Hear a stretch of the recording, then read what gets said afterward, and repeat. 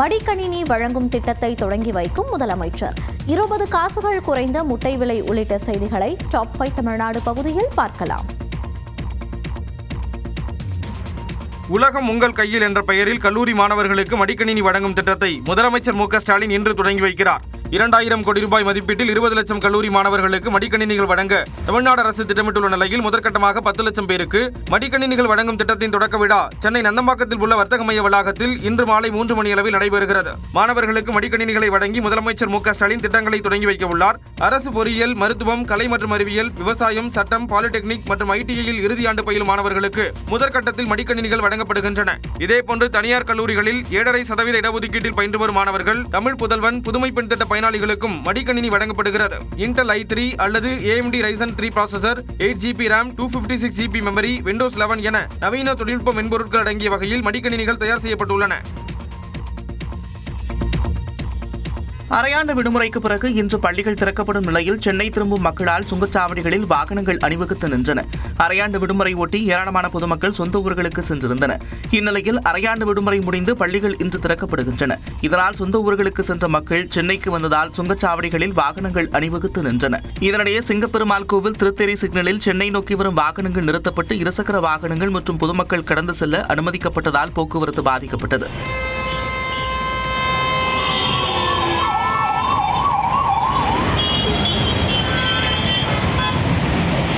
அதேபோல தருமபுரி பேருந்து நிலையத்தில் பயணிகள் கூட்டம் அலைமோதியது. சென்னை, கோவை, பெங்களூரு உள்ளிட்ட பகுதிகளுக்கு செல்ல பேருந்து நிலையத்தில் குவிந்தன. நாமக்கல்லில் முட்டை விலை ஒரே நாளில் 20 காசுகள் குறைந்து ₹6.20 நிர்ணயிக்கப்பட்டுள்ளது.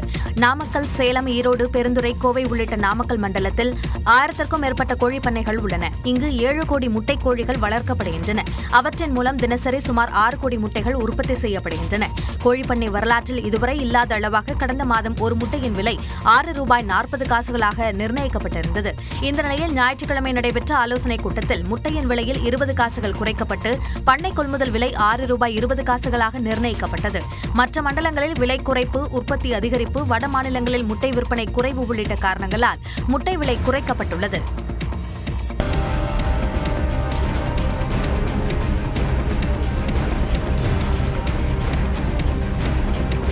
நீலகிரி மாவட்டம் கோத்தகிரியில் குடியிருப்பு பகுதியில் பகல் நேரத்திலேயே சிறுத்தை நடமாடியது மக்களிடம் அச்சத்தை ஏற்படுத்தியுள்ளது. கண்ணேரிமுக்கு கிராமத்தில் சாலையில் சிறுத்தை ஒய்யாரமாக நடந்து சென்ற காட்சி CCTVயில் பதிவாகியுள்ளது.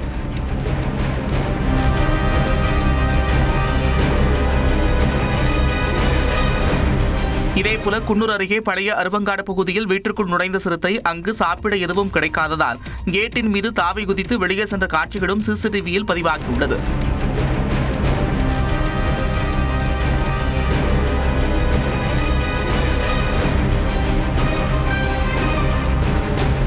அந்த பகுதியில் செல்லப்பிராணிகளை சிறுத்தைகள் வேட்டையாடும் சம்பவங்கள் அதிகரித்துள்ளதாக பொதுமக்கள் கூறுகின்றனர். இந்நிலையில் உதகை அருகே போர்த்தியாடாவில் உள்ள தேயிலை தோட்டத்தில் காலில் காயத்துடன் புலி ஒன்று ஓய்வெடுத்து வருகிறது. அது குடியிருப்பு பகுதிக்குள் நுழையாமல் இருப்பதை உறுதி செய்ய 3வது நாளாக வனத்துறையினர் தொடர்ந்து கண்காணிப்பில் ஈடுபட்டுள்ளனர்.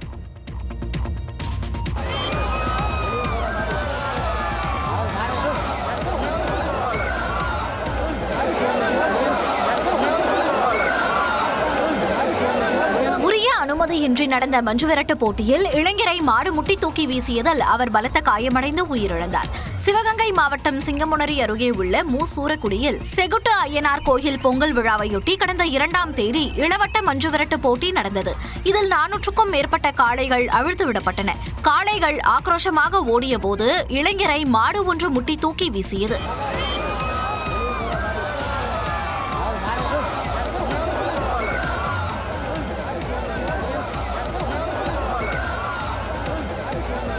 திண்டுக்கல் மாவட்டம் நத்தம் செட்டியாக்குளத்து தெருவை சேர்ந்த 19 வயதான சுஹரீஷ் என்ற அந்த இளைஞர் பலத்த காயத்துடன் மருத்துவமனையில் அனுமதிக்கப்பட்ட நிலையில் அவர் சிகிச்சை பலனின்றி உயிரிழந்தார். அங்கு அனுமதி பெறாமல் மஞ்சுவிரட்டு நடந்ததாக 5 பேர் மீது சிங்கமுனரி காவலர்கள் வழக்கு பதிவு செய்தனர். தமிழ்நாட்டின் அரசியல் களத்தை பரபரப்பாக்கிய செய்திகளை டாப் 5 அரசியல் செய்திகள் பகுதியில் பார்க்கலாம்.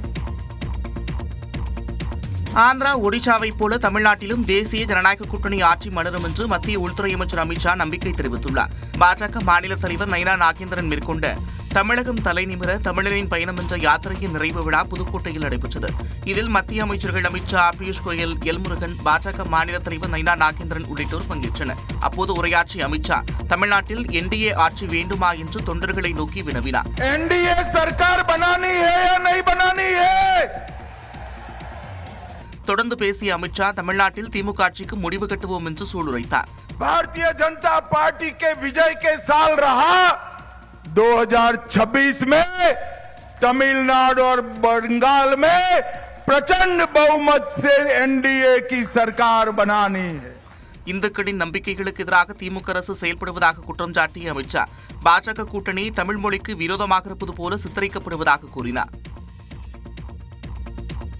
பாஜகவை ஒருபோதும் தமிழக மக்கள் ஏற்றுக்கொள்ள மாட்டார்கள் என்று திமுக செய்தி தொடர்பாளர் டி.கே. இளங்கோவன் தெரிவித்துள்ளார். பல இடங்களில் இவர்கள் மக்களின் ஆதரவை பெற்று வெற்றி பெறவில்லை, தில்லுமுள்ளு தளங்களின் மூலமாகத்தான் வெற்றி பெற்றிருக்கிறார்கள் என்ற பேச்சு இருக்கிறது.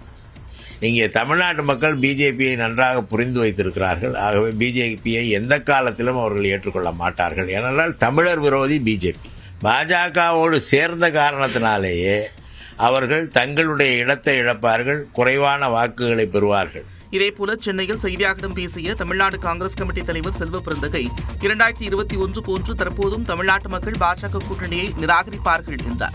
அமித்ஷா அவர்கள் எத்தனை முறை தமிழ்நாட்டிற்கு வந்தாலும் தமிழ்நாட்டு மண் பிஜேபிக்கான மண் இல்லை.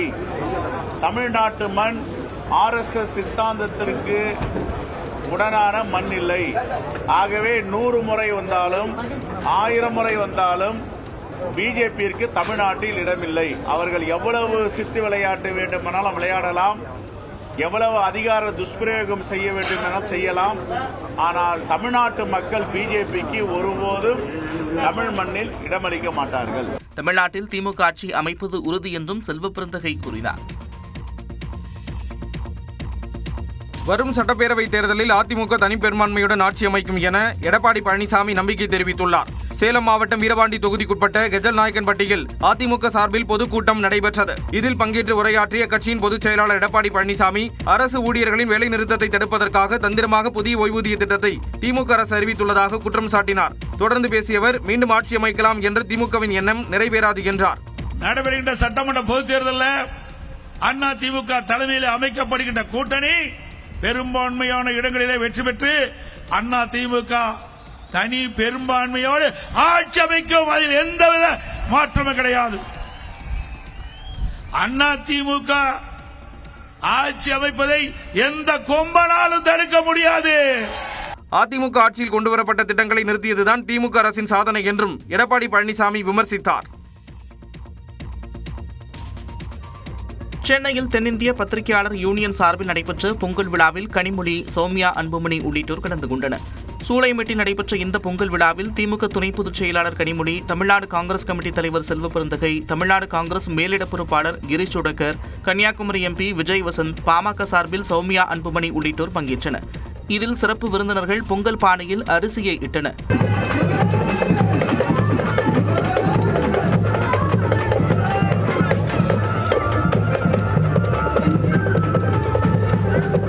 நிகழ்ச்சியில் பேசிய கனிமொழி, தானும் ஒரு பத்திரிகையாளர் தான் என்றார். நானும் பத்திரிகை துறையிலிருந்து ஊடகத்துறையிலிருந்து வந்திருக்கக்கூடிய ஒருவர், இன்னும் இந்துவோடைய யூனியன்ல இருக்கிறதுனால அந்த உறவு இன்னும் விட்டு போகாமல் இருக்கக்கூடிய ஒரு வாய்ப்பையும் நான் பெற்றிருக்கிறேன். அதனால் உங்களில் ஒருவராக இந்த நிகழ்ச்சியிலே கலந்து கொண்டிருக்கிறேன் என்ற அந்த நினைவோடு உங்களுக்கு மறுபடியும் என்னுடைய வாழ்த்துக்களை தெரிவித்துக் கொள்கிறேன். சில தினங்களுக்கு முன்பு விமான பயணத்தின் போது திமுக பெண் எம்பிக்கள் கனிமொழி கருணாநிதி, தமிழச்சி தங்கபாண்டியன், கனிமொழி சோமு ஆகியோரும் பாஜக மூத்த தலைவர் தமிழிசை சவுந்தரராஜனும் புகைப்படம் எடுத்துக் கொண்டனர். அதனைத் தொடர்ந்து பொங்கல் விழாவில் கனிமொழி மற்றும் சௌமியா அன்புமணி கலந்து கொண்டது குறிப்பிடத்தக்கது.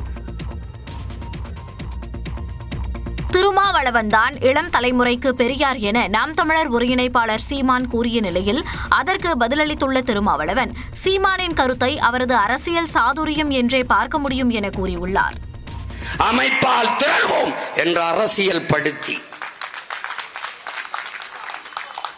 உதிரிகளாக இருந்த மக்களை ஒன்று திரட்டி ஒரு தலைமையின் கீழே கூட்டி இன்றைக்கு ஆட்சி அதிகாரங்களில் அங்கே சட்டமன்றம் பாராளுமன்றத்திற்குள் செல்கிற வாய்ப்பை பெற்றுக் கொடுத்து இன்று வரை அதே நோக்கத்திற்காக போராடி கொண்டிருக்கிற அண்ணன் திருமாவளவன் அவர்கள் எங்களுக்கெல்லாம் பெரியார். பெரியாரை நாங்கள் ஏற்க முடியாது என்று சொல்லிவிட்டு திருமாவளவன் தான் எங்களுக்கு இளம் தலைமுறையினருக்கு பெரியார் என்று சொல்லுவது ஒரு அரசியல் அணுகுமுறையாக அல்லது அரசியல் உத்தியாகத்தான் பார்க்க வேண்டியிருக்கிறது. அவர் சாதுரியமாக அல்லது சாமர்த்தியமாக இந்த பிரச்சனையை கையாளுவதாகத்தான் நான் கருதுகிறேன். புதுச்சேரியிலிருந்து டெல்லிக்கு மாற்றப்பட்ட இஷான் சிங் IPS, காஷ்மீரில் சுற்றுலா பயணிகளை கவர்ந்த பணி உள்ளிட்ட செய்திகளை டாப் 5 இந்தியா பகுதியில் பார்க்கலாம். புதுச்சேரியில் தாவேக தலைவர் விஜய் பொதுக்கூட்டத்திற்கு சிறப்பான பாதுகாப்பு வழங்கி கவனமிருத்த IPS அதிகாரி இஷா சிங் டெல்லிக்கு பணியிட மாற்றம் செய்யப்பட்டுள்ளார். நாடு முழுவதும் பல்வேறு மாநிலங்கள், யூனியன் பிரதேசங்களில் பணியாற்றும் 31 IAS அதிகாரிகள், 18 IPS அதிகாரிகளை இடமாற்றம் செய்து மத்திய அரசு உத்தரவிட்டுள்ளது. அதன்படி புதுச்சேரியில் பணியாற்றும் IAS அதிகாரி பத்மா ஜெய்ஸ்வால் மற்றும் IPS அதிகாரிகள் அஜித்குமார் சிங்லா, இஷா சிங் ஆகியோர் டெல்லிக்கு பணியிட மாற்றம் செய்யப்பட்டுள்ளனர். தற்போது பணியிட மாற்றம் செய்யப்பட்டுள்ள IPS அதிகாரி இஷா சிங் புதுச்சேரியில் கடந்த மாதம் நடைபெற்ற தாவேக பொதுக்கூட்டத்தில் தாவேகாவினரிடம் கண்டிப்புடன் நடந்து கொண்டதால் கவனம் பெற்றார். குறிப்பாக பாஸ் இல்லாதவர்களை அனுமதிக்கும்படி கோரிக்கை விடுத்த தாவேக பொதுச் செயலாளர் ஆனந்திடம் மைக்கை பிரித்து இஷா சிங் அதிரடி காட்டினார். இந்நிலையில் இஷா சிங் டெல்லி பணியிட மாற்றம் செய்யப்பட்டிருப்பது குறிப்பிடத்தக்கது.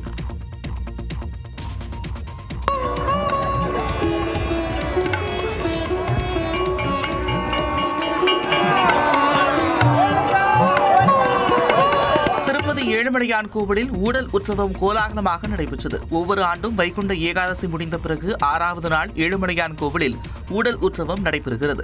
மலையப்ப சுவாமி மீது ஊடல் கொண்ட ஸ்ரீதேவி, பூதேவி கோவிலிலிருந்து தனியாக புறப்பட்டு மாடவீதிகள் வழியாக உலா வந்தனர். அப்போது அர்ச்சகர்கள், ஜீயர்கள் ஆகியோர் மலையப்ப சுவாமி, தாயார்கள் ஆகியோர் சார்பில் நின்று மலர்பந்துகளை எதிரில் இருக்கும் உற்சவர் மீது 3 முறை வீசி எறிந்தனர்.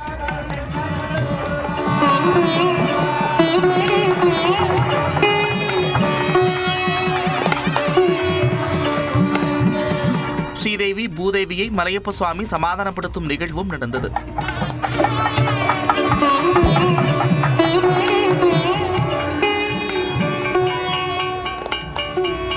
உற்சாகமாக நடைபெற்ற இந்த நிகழ்வுகளை பக்தர்கள் பார்த்து ரசித்தனர். 2036ஆம் ஆண்டு ஒலிம்பிக் போட்டியை நடத்த இந்தியா அனைத்து வகையான முயற்சிகளை மேற்கொள்ளும் என பிரதமர் மோடி தெரிவித்துள்ளார். உத்தரப்பிரதேச மாநிலம் வாரணாசியில் நடைபெறும் 72வது தேசிய கைப்பந்து போட்டியை காணொலி காட்சி வாயிலாக பிரதமர் மோடி தொடங்கி வைத்தார். இதையடுத்து பேசிய அவர், கடந்த 10 ஆண்டுகளாக இந்தியாவில் பல்வேறு நகரங்களில் சர்வதேச விளையாட்டுப் போட்டிகள் நடைபெற்றுள்ளதாக கூறினார். 2030ஆம் ஆண்டு நடைபெறவுள்ள காமன்வெல்த் போட்டி இந்தியாவில் நடைபெறும் என கூறிய பிரதமர் மோடி, 2036ஆம் ஆண்டு ஒலிம்பிக் போட்டியை நடத்த இந்தியா முனைப்பு காட்டி வருவதாக கூறினார். 2030 के कॉमनवेल्थ गेम्स भी भारत में ही होने जा रहे हैं. भारत पूरी मजबूती से 2036 ओलंपिक की मेजबानी के लिए भी तैयारी कर रहा है. பொருளாதார துறையில் மட்டுமல்லாது விளையாட்டுத் துறையிலும் இந்தியாவின் வளர்ச்சி பிரதிபலிக்கிறது என குறிப்பிட்ட பிரதமர், ஒவ்வொரு மாநிலமும் ஒற்றுமை உணர்வுடன் இந்தியாவை முதன்மையானது என்ற உணர்வோடு செயல்படுவதால் நாடு முன்னேறுவதாக கூறினார். அணியாக சேர்ந்து செயல்படுவதே வெற்றிக்கு வழிவகுக்கும் என்றும் பிரதமர் மோடி குறிப்பிட்டார். விமானங்களில் இனி பவர் பேங்குகளை பயன்படுத்தக்கூடாது என்பது உட்பட பல்வேறு புதிய விதிமுறைகளை விமான போக்குவரத்து ஒழுங்குமுறை ஆணையம் வெளியிட்டுள்ளது. விமான பயணங்களில் லித்தியம் பேட்டரிகள் அதிக வெப்பமடைந்து தீப்பிடித்து விபத்து ஏற்படுவது உலகளவில் அதிகரித்து வருகிறது. கடந்த அக்டோபரில் டெல்லி திமாப்பூர் விமானம் ஓடுபாதையில் சென்று கொண்டிருந்த போது பயணி ஒருவரின் பவர் பேங்க் தீப்பிடித்தது. இதேபோல தென்கொரியாவின் கிம்ஹே சர்வதேச விமான நிலையத்தில் ஏர்புசான் விமான பயணி ஒருவரின் பவர் பேங்க் கோளாறு காரணமாக தீப்பிடித்தது. இதுபோன்ற விபத்துகளை தடுக்கும் வகையில் புதிய விதிமுறைகளை விமான போக்குவரத்து ஒழுங்குமுறை ஆணையம் வெளியிட்டுள்ளது. அதன்படி பவர் பேங்குகளை ஹேண்ட்பேக் லக்கேஜ்களில் மட்டும் பயணிகள் எடுத்து செல்ல அறிவுறுத்தப்பட்டுள்ளது. விமானத்தில் பவர் பேங்குகளை பயன்படுத்தவோ சார்ஜ் செய்யவோ கூடாது என்றும் உத்தரவிடப்பட்டுள்ளது. மேலும் லித்தியம் பேட்டரி விபத்துகள் பற்றி விமான நிலையம் முனைய நுழைவாயில்கள், செக் இன் கவுண்டர்கள், பாதுகாப்பு சோதனை சாவடிகள், போர்டிங் கேட்டுகள் உள்ளிட்ட இடங்களில் விழிப்புணர்வு மேற்கொள்ள விமான நிலையங்களுக்கு அறிவுறுத்தப்பட்டுள்ளது. ஏதேனும் மின்னணு சாதனத்தில் வெப்பம், புகை, அசாதாரணமான வாசனை வந்தால் பயணிகள் உடனடியாக விமான பணியாளர்களிடம் தெரிவிக்கவும் அறிவுறுத்தப்பட்டுள்ளது.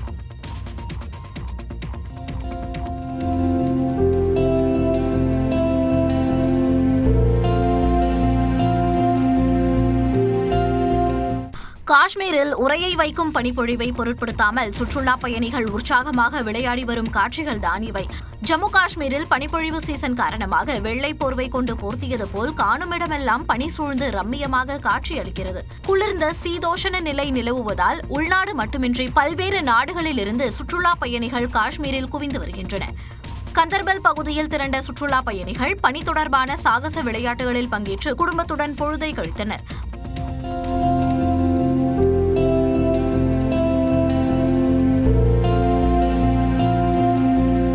பனிக்கட்டிகளை கொண்டு ஒருவர் மீது ஒருவர் வீசி எறிந்து மகிழ்ச்சிகளை வெளிப்படுத்தி வருகின்றனர்.